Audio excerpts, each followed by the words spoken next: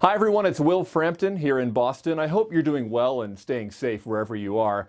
We're 1 week further along now, 1 week closer to the end of this COVID-19 crisis. We don't know when that's going to be, but another week is behind us and on we go. This is Frontline Perspectives, a collaboration amongst reporters and storytellers around the world. We believe this is a good way to process all of the news of the week as it relates to the COVID-19 crisis. We might mention a few numbers or stats here and there, but we try and rise above those to seek the bigger picture in all of this. That includes a global perspective because the entire world is dealing with this. So we're going to check in with our friends near and far around the world to see how their regions are handling it. And finally, there's good news out there. We must seek it, and we will, and we'll bring it to you in just a few minutes. But for now, let's meet our team of reporters and storytellers around the world. As always, we have Cristina Mendonsa in Sacramento, California. This week, we're also joined by Captain Ken Malcolm of the Covington, Georgia Police Department. That's just east of Atlanta. And finally, all the way around the world in Sydney, Australia, we're going to speak with Shannon Clark. But we'll start with Cristina in Sacramento. And Cristina, you've been following the developments there on the West Coast every day along the way. Let's hear from you. What's happening where you are? Well, Will, things are starting to feel more hopeful in the Golden State. Now, we are under a stay-at-home mandatory order until May 3rd throughout the entire state. LA is under a mandatory order until May 15th. But the governor is starting to talk about criteria for reopening business and reopening life here in California. So far, the details on that are vague and that there are no hard timelines and deadlines. But he has talked about how life could look different in California when things do open up, specifically restaurants where waiters may be wearing gloves and masks and handing out disposable menus, that sort of thing. So we'll talk more about that, where our infection rate is right now. I want to update you on those Stanford study results on the antibodies. Very interesting science coming out of that. But first, let's go around the world to Australia, where Shannon Clark is standing by in Sydney. And Shannon, it seems like Australia has done a very good job so far of keeping their infections down. Yeah, that's right, Christina. We're at about 2,900 cases in my state, which is probably the most density right now. And across the country, there's around about 6,500 cases. But we've got some pretty strict social distancing laws in place. I am personally a dance teacher, and the social distancing has obviously really impacted my work, so I'm going to discuss that a little bit. And I'm also going to talk about the general vibe in Australia right now. So I'm going to now pass through to Ken Malcolm in Covington, Georgia. Well, hey, good day, Shannon, and hello, Cristina and Will. My name is Ken Malcolm. I'm a captain here in the city of Covington, Georgia, which is about 30 miles east of the city of Atlanta. I'm here today to talk about how the pandemic has impacted law enforcement and crime in our city, state, and around the country. Very good. Thank you, Ken. Wonderful to hear from all of you and see all of you. Great perspectives we're going to get here in just a little bit. But first, an update from Boston where take a look at this. This is what we woke up to here Saturday morning. Spring is not here yet. I can tell you, if you are enjoying warm weather wherever you are, be thankful for it because some parts of the country are still in the midst of a final winter blast, as we saw here in the greater Boston area. As for downtown Boston, here's a look at some video from Friday, April 17th. The city remains very quiet. State and city leaders are expecting the surge of infections to peak this coming week. Governor Charlie Baker and Boston Mayor Marty Walsh have been encouraging but not requiring face covers. And looking ahead, when we do finally get some good weather, they're concerned about the number of people who will be heading outside to enjoy the fresh air because they do expect big crowds heading for parks and coastlines. People just tired of being cooped up. They were going to want to get out and get some fresh air. So we're keeping an eye on that here in the Northeast, all across the Northeast. But let's keep it going now. Back out to Sacramento, California. And Cristina, you're there at the state capitol, and we've seen Governor Gavin Newsom on TV pretty much every day updating us on what's happening there in your state, up and down the state. Different circumstances, obviously, from Sacramento to the Bay Area down to Los Angeles. What's the general mood right now in California? Well, I think the general mood is hopeful, Will. And yes, the governor has been on every day at noon updating California on the latest numbers with coronavirus here in our state and also some of the initiatives that California is implementing now to try to lower those numbers. They're really focused right now on elder care homes. We are seeing a spike in a lot of elder care homes up and down the state. So they're trying to tamp those down and also get the homeless off the streets. There has been some criticism in the state because they did secure 7,000 hotel rooms and a bunch of trailers, but they haven't been successful yet in actually moving homeless people into those trailers and hotel rooms to get them off the street and quarantine. Now, in terms of business, one of the more interesting essential businesses that has continued has been construction within the state of California. Home construction is still going on, and there are big projects as well. Just downtown, we have a huge convention center project, and the construction is still going forward as planned. But for the most part, people are hopeful. We have that mandatory stay-at-home order until May 3rd. In LA County, we're looking at a mandatory stay-at-home order until May 15th. Also in LA County, mandatory face coverings. That seems to be the accessory of the season, at least throughout the state. So we're going to talk more about that because I actually have some good news I want to share with you in terms of something interesting happening in the garment district down in Southern California. So with that, let's get back to you, Will. Thank you, Cristina. Fascinating perspective, as always, from the West Coast, where that's the first place we really saw this COVID-19 crisis become a part of our lives. Back to the East Coast now we go, checking in with Captain Ken Malcolm of the Covington Police Department. Ken has 30 years, more than 30 years in law enforcement. He's a graduate of a national FBI program, and he is a college professor as well. On a personal note, I've known Ken for almost a decade now. I covered him in local news when I worked in Atlanta, and I have worked on his behalf as well since I started my own production company. But Ken, you are a leading voice in law enforcement there in Metro Atlanta. I want to know from you, what is law enforcement like right now? Your job must go on. You must continue serving the community, but it has to be a little bit different right now. What's it look like there for you? It's very different, Will. This is something we've never experienced in my 30 years of law enforcement. We're doing everything we can to make sure that people are staying safe, that they see us doing routine patrolling. The citizens, when they see us and they see a sense of calm from us, it helps them. It helps them, remain calm as well. Some good news is crime is actually down in our community. It's really down across the state of Georgia, across the country. And the simplest way to explain this is the basic theory of causation of crime says that in order for a crime to take place, there has to be a motivated individual, that's the criminal, meets a suitable target, which is the victim, and there has to be an absence of a capable guardian. Well, you think about this for a minute. The criminal is staying at home. He's staying at home because he's been told to stay home.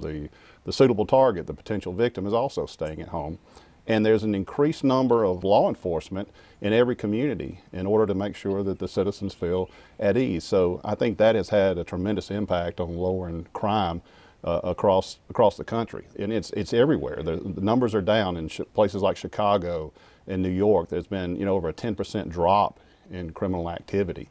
Even out in California, there's been, in Los Angeles, I think they experienced like a 30% drop as soon as mandates were put in place to keep people at home. And then across the world, we're seeing it too. In places like El Salvador, the number of homicides has dropped from an average of 600 a day down to 2 a day. So that just goes to show that the most serious crimes that are taking place across the world are actually down right now. Ken, interesting and fascinating snapshot of our time in American history right now. Thank you very much, Ken Malcolm there in Covington, Georgia. And finally, around the globe again we go to Shannon Clark in Sydney. Shannon, it's great to have you on. Thanks for being on with us. You are a dance instructor and also, as we would say here in the States, a solopreneur. That's probably a worldwide term now, actually, but a solopreneur, a dance instructor. You run your own business. So we'll get to that in a minute because I want to hear how you're doing with that business in the light of all this. But first, give us a sense of the general national spirit, the mood right now in Australia as it relates to this COVID-19 situation. I would say that everyone is being quite kind and compassionate right now. We're all following procedure. There are some pretty strict rules in place and some hefty fines. So the police commissioner has said that if anyone is caught breaking social distancing rules that owns a business, they will get an on-the-spot $5,000 fine, and any of the general public caught breaking social distancing rules will get an on-the-spot $1,000 fine. So an example he gave was if you are running a personal training session at a park and you're a personal trainer and you've got 10 participants, You as a personal trainer will get a $5,000 fine, and your 10 participants will get a $1,000 fine each. So they're making sure that we understand that this is serious business, and that we have to abide by the rules and stay indoors and only get outside for necessities. Yeah, and you've shared some pictures with me and with our audience. Very, very quiet looking there in the greater Sydney area. That must be a surreal feeling, as the rest of us are seeing all of our cities go quiet as well.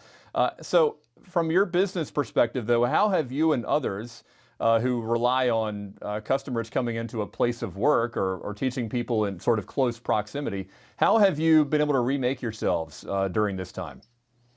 Yeah, well, like Ken said, this is really uncharted territory. I've never experienced anything like this in my career. My dance studios that I work for closed about a month ago, and we were basically told we cannot afford to pay you through this period. You're a contractor, so you're going to have to support yourself somehow. So I immediately started researching online platforms. And within 2 days, I had reached out to some of my adult students and asked them to trial a Zoom online dance class. I wasn't completely content with how that class ran. There was a few technical issues. However, I got so much support from my students, and they were all just so grateful to have an opportunity to move and just have a little bit of their old life in their living room, you know. I had to purchase a green screen, and I've had to purchase a microphone, and my living room is this makeshift dance studio right now. But I am learning that you can train dancers in this way. I'm teaching kids from the age of 5 right up to adults, and you are able to give feedback, you are able to teach choreography. And I feel like this might be something that continues even past this pandemic. I feel like there might be a place for online dance classes moving forward. It's just fascinating, Shannon, the way that you and other entrepreneurs around the world are on the spot remaking yourselves by the fact that you have to just to survive and hopefully grow from all of this. So that's some good news, and that is a theme that we want to keep going with this Frontline Perspectives. Is there's so much good news out there, and we have to find it and celebrate it. I'll start on a personal note from my end here. The best thing I saw this week. I'm a music lover. I play guitar. I come from a musical family, and my brother is in an 80s synth rock tribute band called Electric Avenue. Here's some video of them playing recently. What they did was they staged a concert in front of an empty room about 3 weeks ago, and they recorded enough for a second set. Well, since all the lockdown orders have gone in place, they can't go back and record any more sets. So they rolled out 5 more songs this past week, much to the delight of all of us who have been just craving any sort of live music we can get our ears on. So I'm going to give you a quick listen to how Electric Avenue sounds playing this song that you might recognize. Take a listen.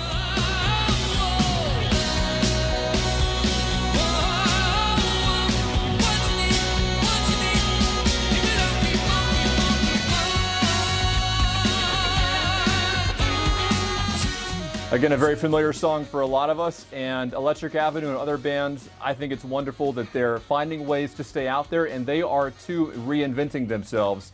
That band is working on new ways to get music out there to their audience. And I think what we're going to see coming out of this is a huge appreciation, even more so for the arts, for rock bands, for jazz bands, for all bands out there. And I personally cannot wait to get back in a room full of people and watch bands like Electric Avenue play again.